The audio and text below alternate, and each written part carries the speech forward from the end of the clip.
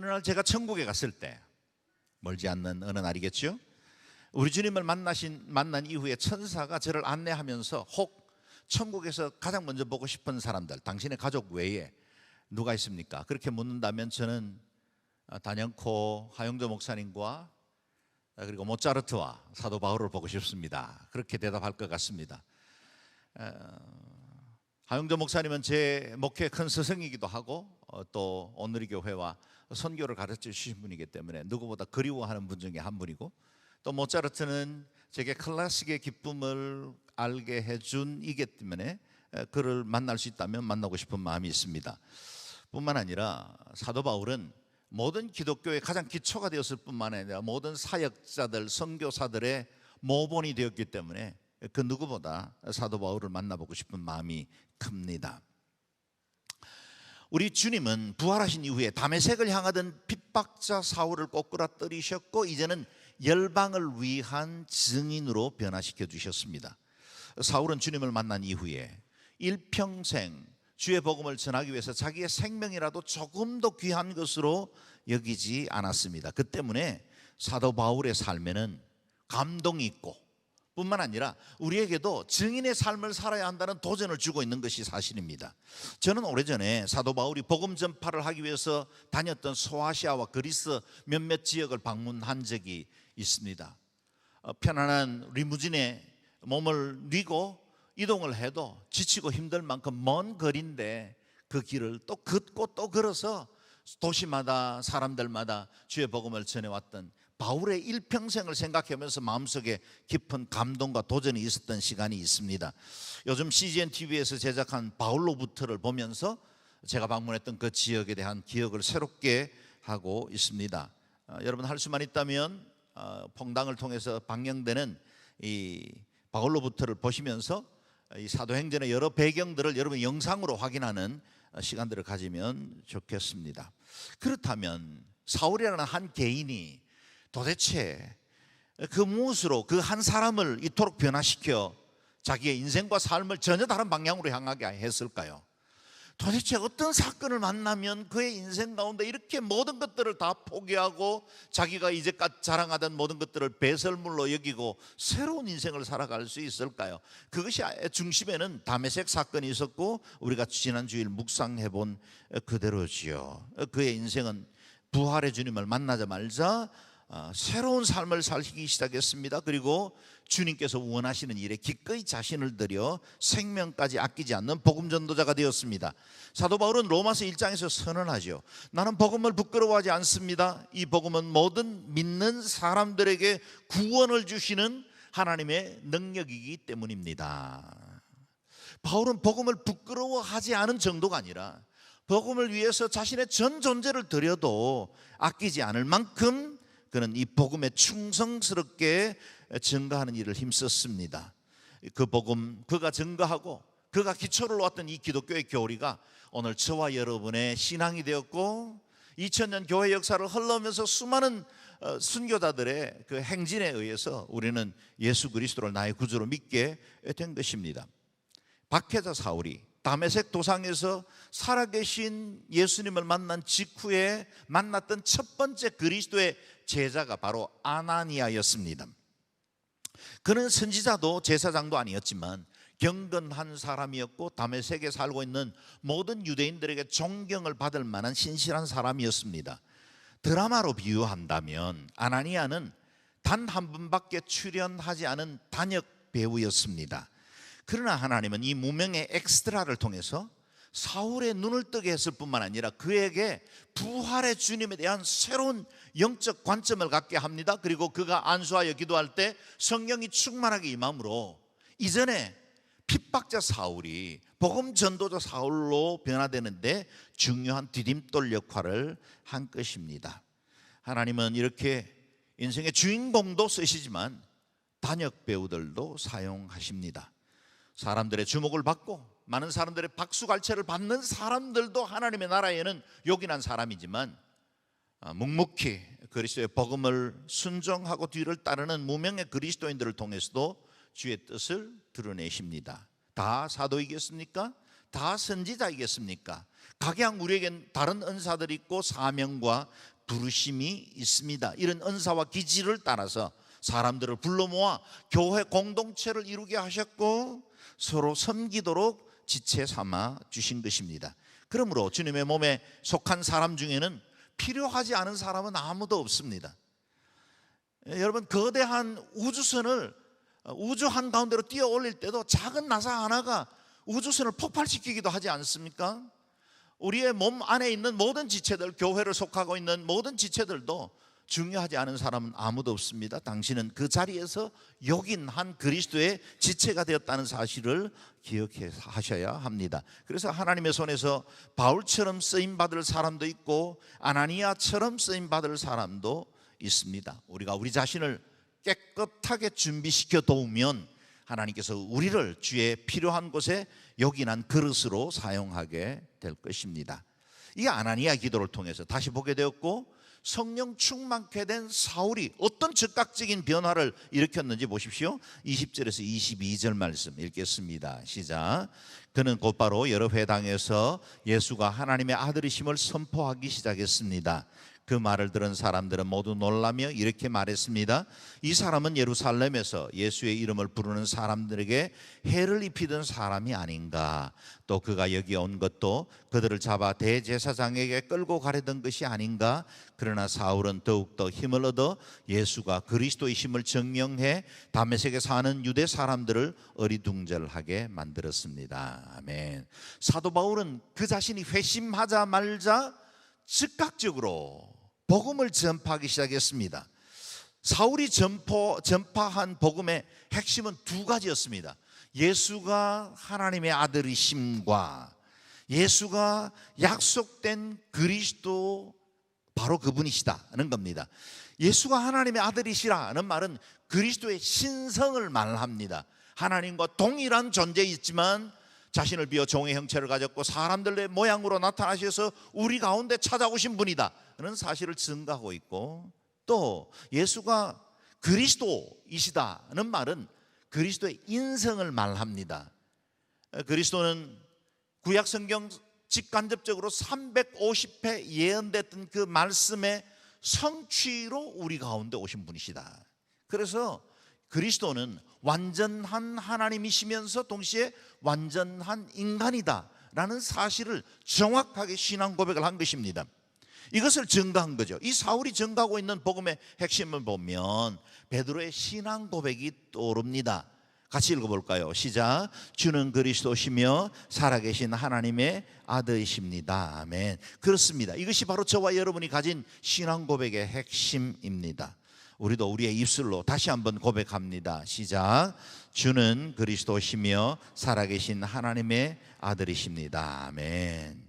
우리는 이 복음을 가지고 있을 뿐만 아니라 이 복음을 전파해야 할 사명을 가지고 있습니다.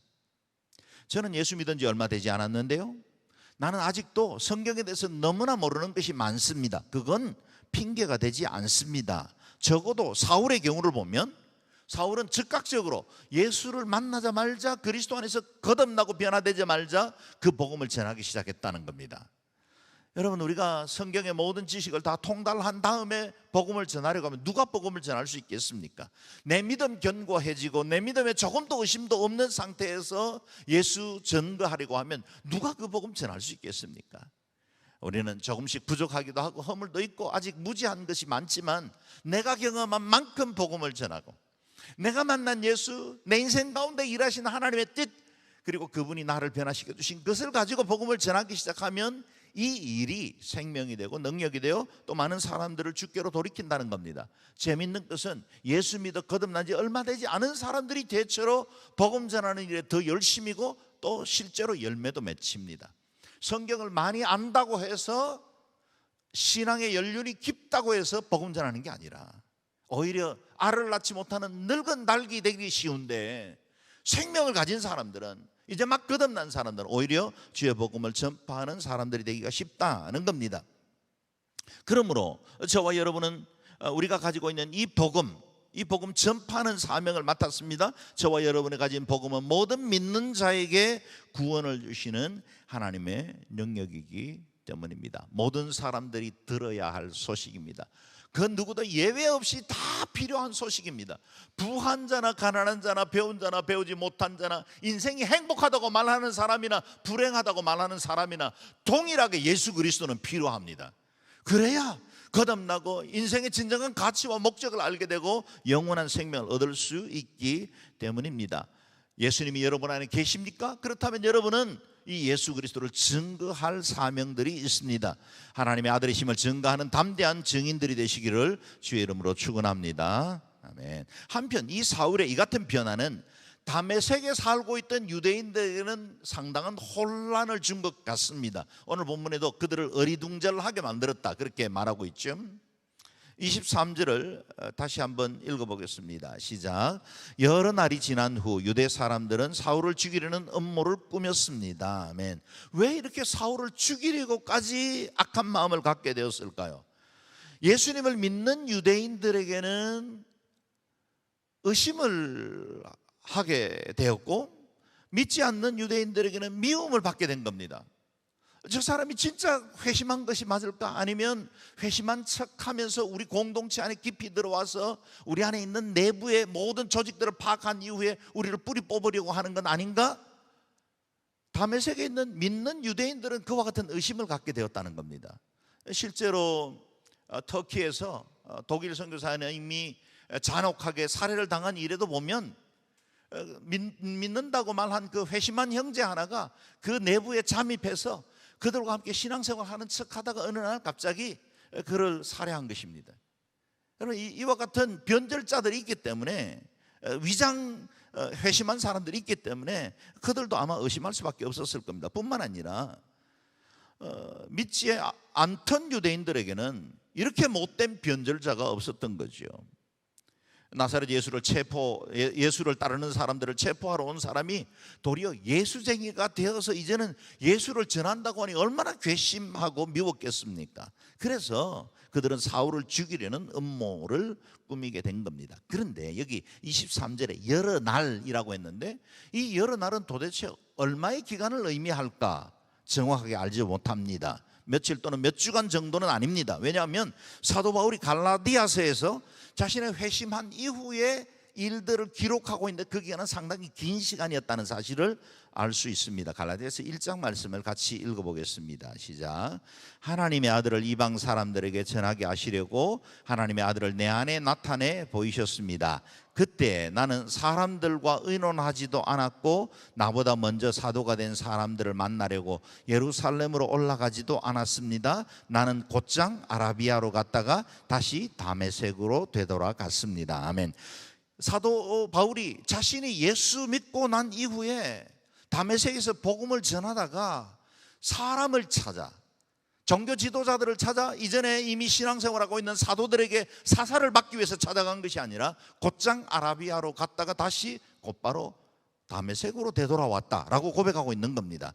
이 말씀을 사건 순서대로 재구성해 보면 이렇게 볼 수 있겠습니다. 사울은 다메섹에서 회심한 직후부터 다메섹의 사람들에게 복음을 전하기 시작을 했습니다. 그러나 이 일은 곧바로 어려움을 만났습니다. 사람들에게 박해를 받기도 했고 또 핍박의 여러 상황에 직면해야 하기도 했지만 무엇보다 사울 안에 전할 수 있는 복음이 충실하게 준비되지 않았다는 사실을 깨닫게 된 겁니다. 이것은 사울의 마음을 더욱더 어렵게 했을 것이고 이 진리의 문제는 사람들에게 얻을 수 있는 것이 아니라 하나님께 나아가서 직접 그 말씀에 대한 깨달음을 얻어야 되겠다라고 생각한 것입니다. 그래서 그는 다메섹을 떠나 아라비아로 갔습니다. 우리는 현재 그 아라비아가 정확히 어디인지는 알지 못합니다. 어떤 학자들은 다메섹에서 멀지 않는 북동부 아라비아 지역이었을 거라고 말하기도 하고 어떤 학자들은 모세가 하나님을 만났던 남아라비아 지역에 시내산이 있었던 곳이었다라고 말하기도 합니다. 어쨌든 이 시간은 사울에게 있어서는 그가 그동안 알고 공부했던 모든 율법이 예수 그리스도 안에서 성취되었다는 사실을 깨달아 아는 시간이 되었고 하나님께 1:1 양육을 받으면서 그분이 직접 가르치시고 깨우치시는 복음의 진리를 배우게 되었다는 겁니다. 마치 모세가 시내산 꼭대기에서 율법을 받고 성막과 그와 관련되어 있는 모든 제사법을 직접 1:1 사사를 받은 것처럼 사울 역시 하나님께로부터 이 복음에 관한 진리를 사사받게 된 것입니다. 이와 같이 사명자는 준비되어야 합니다. 사울은 스스로 자신이 복음을 받고 거듭났지만 자신을 좀 더 준비시키기 위해서 아라비아라는 시간을 가졌습니다. 소명, 곧 부르심은 전적인 하나님의 뜻으로 이루어지지만 소명받은 자는 자신을 훈련시켜야 합니다. 열정만 있다고 해서 무작정 나서면 오히려 일을 그르치기가 쉽습니다. 하나님은 내가 준비된 그런 만큼 우리를 사용하게 될 겁니다. 우리 자신을 준비시켜 놓으면 하나님께서 반드시 귀하고 요긴하게 당신의 나라와 복음을 위해서 사용하신다는 사실을 기억해야 합니다. 그래서 여러 가지 정황을 볼 때 22절과 23절 사이에는 거의 3년 가까운 시간이 흘렀던 것 같습니다. 다시 23절에서 25절까지를 읽어보겠습니다. 시작. 여러 날이 지난 후 유대 사람들은 사울을 죽이려는 음모를 꾸몄습니다. 그러나 사울이 그들의 계획을 알게 되었습니다. 그들은 사울을 죽이려고 밤낮으로 성문을 철저하게 지키고 서 있었지만 사울은 제자들이 밤에 사울을 광주리에 담아 성벽을 통해 성 밖으로 달아내렸습니다. 아멘. 아라비아에서 돌아온 사울은 더욱더 성령 충만했고 확신에 거하는 이 복음을 가지고 많은 사람들에게 주의 복음을 전파하기 시작했습니다. 그래서 제자들도 생겨났고 신앙 공동체가 생겨났을 것입니다. 복음이 이렇게 조직적으로 전파되자 믿지 않는 유대인들에게는 적지 않는 위협이 되었을 것이고 그들은 핍박하면서 사울을 죽이기로 결정했던 겁니다. 그래서 유대인들이 사울을 죽이기 위해서 성문까지 지켰답니다. 그냥 단순히 몇몇 열심 있는 유대 근본주의자들이 성문을 지킨 정도는 아닐 겁니다. 왜냐하면 이 지역 유지에 도움이 없이는 이와 같은 일들은 행하기 어렵죠. 그래서 사도 바울은 고린도후서 11장에서 이 사건을 회고하면서 이렇게 기록하고 있습니다. 32절인데 같이 읽어보겠습니다. 시작. 다메섹에서 아레다 왕의 관리가 나를 체포하려고 다메섹 성을 지켰으나 내가 창문으로 광주리를 타고 성벽을 내려가 그 손에서 벗어났습니다. 오늘 본문에 대한 좀 더 구체적인 해설이 나와 있죠. 복음을 반대하던 자들은 이 땅의 정부 아레다의 관원들을 등에 업고 사울을 죽이려고 계획을 했다는 겁니다. 지금도 세상 정부나 권력의 등을 입어 믿음의 사람들을 박해하려는 나라들은 곳곳에 있지요. 대부분의 이슬람 국가는 다른 종교를 전파하는 것 자체를 금지하고 있습니다. 헌법에는 종교적인 자유라고 명시하고 있지만 그러나 대부분의 사회 조직과 시스템들은 믿는 사람들을 박해하는 그런 환경 가운데 있지요. 특별히 샤리아법 같은 것으로 인해서 기독교인이 된다는 것은 곧 죽음이나 사회적 격리를 의미하기도 했습니다. 명예살인이라는 것을 통해서 가족들의 손에 희생당한 그리스도인의 이야기들도 우리가 왕왕 접하고 있습니다. 초대교회 못지않는 순교 행렬이 지금도 계속 이어지고 있는 것입니다. 유엔도 못 막습니다. 인권 단체들도 이 일을 막을 수가 없는 상황입니다. 이 세상이 존재하는 동안, 사탄이 공중 권세를 잡고 있는 동안 이와 같은 박해와 고난은 계속 이어지게 될 것입니다. 왜냐하면 빛과 어둠은 언제나 충돌되고 돼 있기 때문이죠. 사울의 이 변화된 삶을 보십시오. 예루살렘 지도자들의 체포허가 공문을 들고 살기등등해서 다메섹을 향하던 그가 지금은 광주리에 매달린 채로 다메섹 성을 피해가야 하는 도망자가 되어버린 것입니다. 권세를 가진 핍박자가 도망자로 그 성을 빠져나가고 있습니다. 여러분 뭔가 이상하지 않습니까? 예수 믿으면 모든 것이 다 잘되고 권세도 얻고 떵떵거리며 살아야 되는 것 같은데 오히려 복음을 가진 것이 고난이 되고 어려움이 되기도 한다는 것입니다.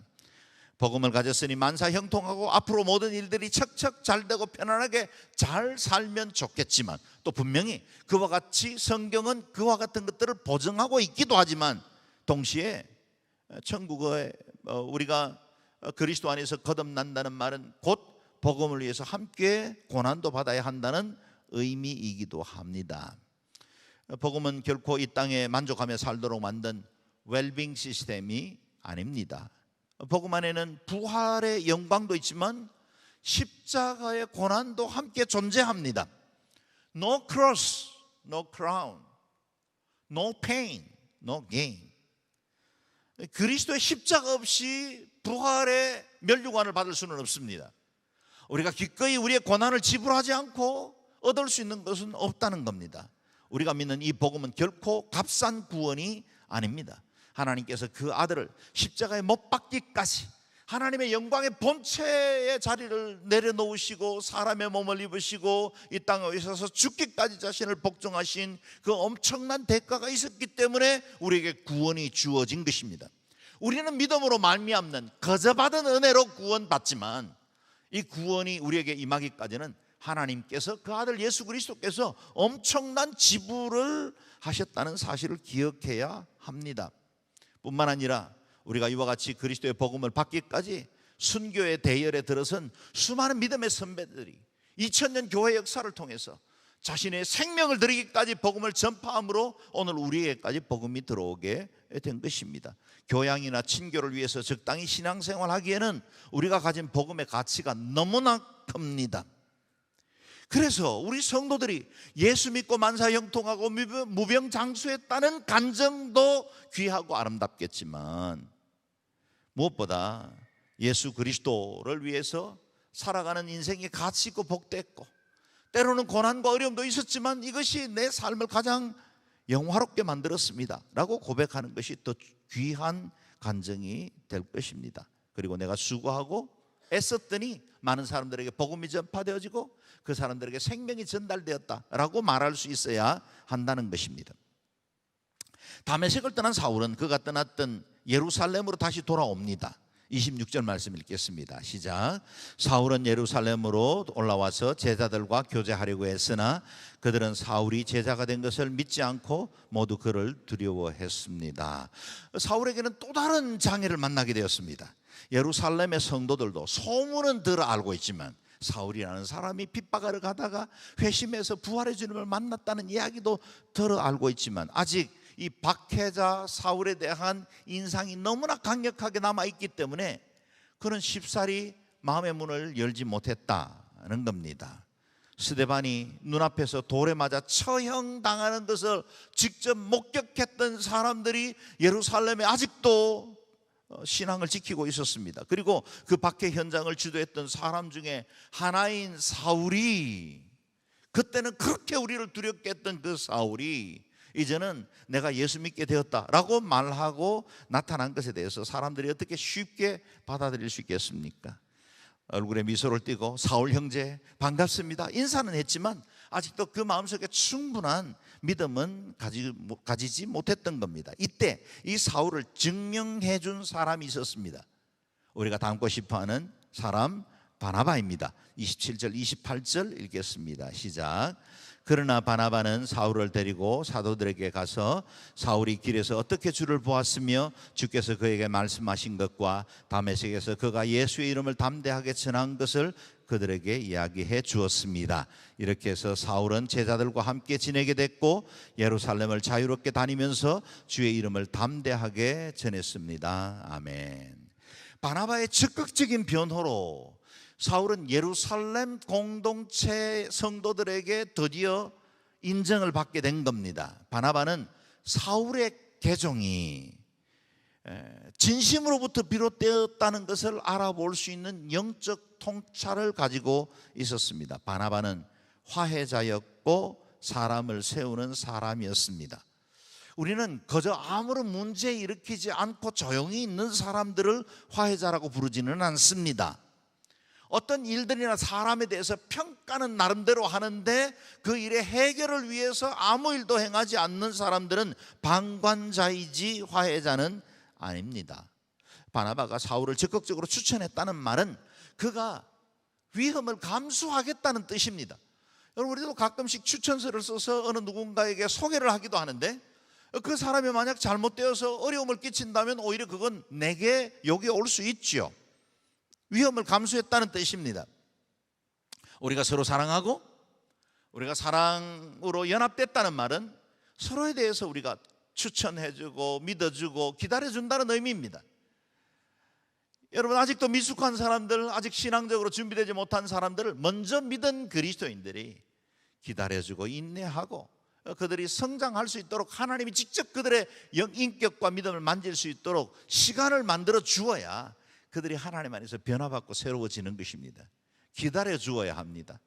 지레 판단하고 결정하기 전에 그들을 통해서 일하실 하나님을 기대하고, 나를 사랑하시는 그 하나님이 그도 사랑하신다는 사실을 알고 그들에게 신뢰로 기다려 줄 때 그들은 그리스도의 사람으로 성장할 수 있는 겁니다. 바나바가 이와 같이 사울을 세우자 사울은 예루살렘에서도 그 복음의 열정을 마음껏 꽃피울 수가 있게 되었습니다. 누군가 힘을 실어주면, 귀중한 일을 맡기면 주를 위해서 소신껏 충성할 수 있지 않습니까? 사랑하는 여러분, 저와 여러분이 다른 사람을 격려하고 세워주고 기다려주는, 그래서 다른 사람을 꽃피우게 해주는 사람들이 되기를 주의 이름으로 축원합니다. 아멘. 예루살렘에서 자유롭게 복음을 전하던 그 사울에게는 또 다른 박해가 다가오게 되었습니다. 29절에서 30절 읽겠습니다. 시작. 사울은 그리스파 유대 사람들과 대화를 하고 논쟁도 벌였는데 그들은 사울을 죽이려고 음모를 꾸몄습니다. 형제들이 이 사실을 알고 사울을 가이사랴로 데리고 내려갔다가 다시 다소로 보냈습니다. 아멘. 사울은 예루살렘에서 그리스파 유대인들의 강한 저항을 받게 되었습니다. 사울과 비슷한 배경을 가지고 있었던 그리스파 유대인들, 다시 말하면 이민자였겠고 헬라 문화에 익숙했던 사람들인데 오히려 누구보다 사울을 박해하는 자의 전면에 서게 된 것입니다. 그런데 사울은 자신도 조금 얼마 전까지 그와 같은 눈에 눈꺼풀 같은 것이 씌어서 옛 율법에 따라서 믿음의 사람들을 박해했기 때문에 누구보다 이 사람들의 마음을 잘 알고 있었습니다. 그래서 대화도 하고 논쟁도 벌였습니다. 그러나 정황상 복음을 반대하던 사람들이 결코 논리로 사울을 이길 수는 없었던 것 같습니다. 그러자 그들은 음모를 꾸며 사울을 죽이려고 합니다. 이 예루살렘 교회 형제들이 이들의 사울을 살해하려는 음모를 알고 사울을 숨겨주기 위해서 가이사랴를 거쳐 다소, 그가 성장했던 땅으로 다시 돌려보냅니다. 그리고 약 9년 동안 사울은 익명의 전도자로 활동합니다. 다시 성경 전면 무대에 들어서는 13장까지 그는 숨겨진 복음사역자가 됩니다. 사울이 가이사랴로 떠난 후 각 지역의 교회들은 더욱더 든든하게 성장했다고 합니다. 마지막이죠. 31절 말씀 같이 읽겠습니다. 시작. 이렇게 해서 유대와 갈릴리와 사마리아의 온 교회가 든든히 서가면서 평안을 누리게 됐습니다. 그리고 교회는 주를 두려워하고 성령의 위로를 받으면서 그 수가 점점 더 늘어갔습니다. 아멘. 초대교회의 가장 중요한 특징 중에 하나는 폭발적인 성장이었고 뜨겁게 복음 전도하는 증인 공동체였습니다. 교회는 열악한 환경 중에도 든든히 서갔습니다. 성도들은 이와 같은 박해 환경 중에도 평안을 누리게 되었습니다. 다시 말하면 외부의 환경에 휘말리지 않는 내면적인 평안이 그들의 마음을 주장하고 있었다는 겁니다. 바깥 세상은 여전히 박해가 서슬스럽게 진행되고 있었고 그들은 여러 가지 박해 위협 속에 살아야만 했습니다. 그럼에도 불구하고 교회는 더 든든히 서가고 그리고 사람들은 평안을 누리게 되었습니다. 여기 중요한 이유, 단서가 하나 나오는데 그것이 바로 그들이 교회의 머리가 되신 우리 주님을 두려워했기 때문이다는 겁니다. 머리 되신 그리스도, 그의 삶의 진정한 판단자가 되시고 주권자가 되시는 그 하나님을 두려워할 줄 알았다는 겁니다. 세상의 눈치를 본 게 아닙니다. 사람들의 평가에 연연해하지 않았다는 겁니다. 여러분, 우리가 세상 사람들의 칭찬, 비판 주의 깊게 들어야 합니다. 경청해야 합니다. 그러나 그것이 결코 우리의 삶을 변화시킬 수 있는 그런 영향력이 되지 않도록 우리가 하나님을 바라보는 일을 결코 멈추지 않아야 합니다. 우리의 주 되시고 우리의 영원한 심판자 되시는 그 하나님을 온전히 바라볼 때 우리가 온전한 그리스도인으로 설 수가 있습니다. 혹시 세상의 권세로 핍박을 받고 혹 믿음 때문에 환난을 겪는다 할지라도 여러분 사람들의 위로보다는 성령님의 위로로 새 힘을 얻게 되기를 바랍니다. 그래서 사도행전의 교회는 하나님 중심, 그리스도 중심, 성령 중심의 교회였습니다. 그들이 사람이 아니라 하나님을 두려워하고 하나님을 주목해 보았더니 당시의 백성들이 그 공동체를 두려워하고 주목해 보기 시작했다는 거예요. 이건 아이러니죠. 여러분 우리가 세상의 눈치를 보고 세상 사람들의 그 입맛에 맞추면 세상 사람들은 우리를 결코 귀하게 여기지 않습니다. 그런데 우리가 하나님을 바라보고 하나님을 두려워하면 세상 사람들이 우리를 주목해보고 우리를 두려워하게 됩니다. 여기에 교회 성장의 중요한 원리가 담겨 있어요. 교회는 세상 가운데 있습니다. 그래서 세상의 여러 문화 코드를 우리가 늘 염두에 두고 세상 사람들에게 적합한 복음으로 다가가도록 애를 써야 합니다. 그러나 우리는 물 위에 띄워진 배처럼 세상의 물을 우리 가운데 받아들이면 안 됩니다. 우리는 물 위에 떠 있어야 합니다. 세상과 세속이라는 물이 배 안으로 들어오면 그 배도 같이 침몰하게 됩니다. 우리가 하나님을 온전히 바라보고 진리를 굳게 지키면 세상 사람들이 우리를 두려워하게 됩니다. 그러면 자연스럽게 사람들은 교회를 찾게 됩니다. 세상 사람들이 왜 교회에 대해서 그렇게 날카로운 비판의 말들을 계속 이어가고 있을까요? 그래도 당신들은 달라야 한다는 뜻입니다. 그래도 당신은 하나님을 믿지 않느냐? 당신들에게는 내가 알지 못하는 창조주를 알고 있지 않느냐? 그렇다면 당신들은 달라야 한다는 겁니다. 그러므로 오늘 우리가 창립 1주년을 맞는 이 영정 온누리교회가 세상이 아니라 하나님을 두려워하고 하나님께 주목할 때 하나님께서 우리에게 맡겨진 사명, 신실한 주의 일들 잘 감당하게 될 줄로 믿습니다. 저와 여러분 하나님 경외함으로 주님 나라 세우는 일에 아름답게 쓰임받는 믿음의 사람들 되시기를 주의 이름으로 축원합니다. 아멘. 기도하겠습니다. 기도할 때 이 시간에 하나님 사울을 박해자에서 전도자로 변화시켜 주신 것처럼 주여 우리에도 부활의 주님을 만나고 우리의 인생 가운데도 다메섹의 체험이 있게 해주셔서 더욱더 그리스도와 주의 나라를 위하여 쓰임받는 준비된 그릇 되게 도와 주옵소서. 우리가 하나님을 두려워할 줄 알게 도와주시고 1주년을 맞는 맞은 우리 영정 온누리교회가 하나님 경외함으로 주를 두려워함으로 이 세상에 선한 영향력을 끼치고 많은 사람들이 주께로 돌아오는 아름다운 역사들이 있게 하여 주옵소서. 통성으로 같이 기도하겠습니다.